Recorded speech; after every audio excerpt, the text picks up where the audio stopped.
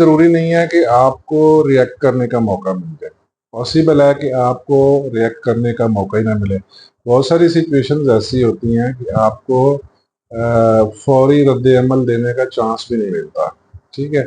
ये बेसिकली ना मैं बिज़नेस और डेवलपमेंट के हवाले से बात कर रहा हूँ, ठीक है? तो कतई ज़रूरी नहीं है कि आपको रिएक्ट करने का मौका मिल जाए। मिसाल है, मैं आपको एक सिंपल सी एग्ज़ाम्पल देता हूँ कि आप कोई बिज़नेस पर्सन हैं और आपके कुछ प्रोडक्ट्स हैं और आपकी प्रोडक्ट्स की सेल्स अचानक कुछ रीज़न से या रुक गई हैं या स्लो हो गई हैं, ठीक है? तो आप फौरी कोई रद्द-ए-अमल देंगे, ठीक है? कुछ नई प्रोडक्ट्स ऐड करेंगे, ठीक है? कोई नया लाए-अमल तय करेंगे, कुछ नई हिकमत-ए-अमली तय करेंगे, ठीक है? ये है रिएक्टिव अप्रोच, ठीक है? ये रिएक्टिव अप्रोच डेफिनेटली काम तो करेगी, but it will take its organic time. अब इसका जो ऑर्गेनिक टाइम है वो लगेगा रीबूस्ट होने में। यानी आपकी प्रोडक्ट की सेल अचानक कम हुई, आपने कोई नई हिकमत अमली, नया लाया अमल तय किया और उस पर काम शुरू किया और दोबारा प्रोडक्ट्स को सेल बढ़ाने में या रीबूस्ट होने में टाइम तो लगेगा, एक ऑर्गेनिक टाइम तो लगेगा, ठीक है? तो ये बेसिकली एक रिएक्टिव अप्रोच है जो कि उतनी फिर मददगार साबित नहीं होती। आपका टाइम ज़ाया हो जाएगा ना।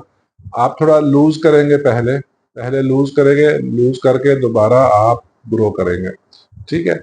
ये फिर ना अप्स एंड डाउन्स वाली सिचुएशन बनती जाएगी, ठीक है? आपको इसके बरक्स एंटीसिपेटिव माइंडसेट होना चाहिए। आपकी सोच और अप्रोच एंटीसिपेटिव होनी चाहिए। एंटीसिपेटिव मीन्स कि आपको प्लान ऐसे करना चाहिए, आपको चीज़ों को, फ्यूचर को, सेल्स को, बिजनेस को इस तरह देखना चाहिए कि आपको डर है कि 2 महीने बाद कहीं सेल्स कम ना हो जाए, ठीक है? प्रोडक्ट की सेल्स कम ना हो जाए या एक प्रोडक्ट की एक डेक्लाइन स्टेज आ जाती है, ठीक है? सैचुरेशन हो जाती है, ठीक है? तो आपने उस हवाले से एंटीसिपेट किया, प्लान किया अर्ली और आपने कुछ नई प्रोडक्ट्स ऐड की with new features, with new added values, कुछ नया ऐड किया ताकि 2 महीने बाद जो प्रोडक्ट की सेल गिरनी है, जो प्रोडक्ट की सेल्स कम होनी, जो आपकी सेल्स कम होनी है, उस पे इफेक्ट ना हो। यानी आपने 2 महीने पहले से प्लान कर लिया और उसकी तैयारी करके एक्शन प्लान सेट करके अमल शुरू कर दिया ताकि वो जो गैप है, वो जो डिले है बीच में, एग्जाम्पल दे रहा हूँ 1-2 महीने का, ये तो मैं सिर्फ एक एग्जाम्पल दे रहा हूँ, वो ना आए। यानी अप्स एंड डाउन्स, कभी अप कभी डाउन वाली सिचुएशन ना बने, ठीक है? हमेशा आप ग्रो ही करते जाएं, ऑल्दो ग्रोथ बहुत थोड़ी हो, बट कंसिस्टेंट ग्रोथ इवन 1% भी हो तो वो भी बहुत होती है।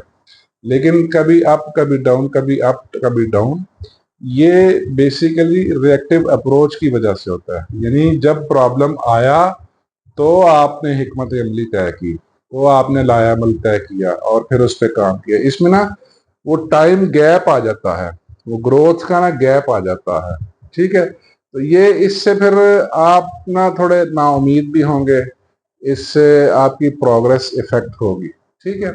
इसके बरक्स जो एंटीसिपेटिव अप्रोच है वो आप पहले से प्लान कर ले। हर 2-4 महीने बाद आपको कुछ नया लाना है, आपको कुछ नई प्रोडक्ट्स, कुछ नए फीचर्स, कुछ नई एडिशन वैल्यू के साथ, वैल्यू एडिशन के साथ कुछ नई चीजें मुतारिफ करवानी है ताकि आपकी सेल्स, आपकी प्रोग्रेस डिस्टर्ब ना हो, ठीक है? तो जो लीडर्स होते हैं ना वो एंटीसिपेट करते हैं, ये बात याद रखिए। लीडर्स एंटीसिपेट करते हैं, जो नॉर्मल ग्रोथ वाले लोग होते हैं वो रिएक्टिव अप्रोच के साथ चलते हैं, यानी अप्स एंड डाउन्स वाली सिचुएशन के साथ चलते हैं। तो ये इसमें फर्क है। अगर आप प्रोएक्टिवली थोड़ा सोचें, ठीक है, तो आपको पहले से आने वाले लॉस का, नुकसान का अंदाजा होना चाहिए।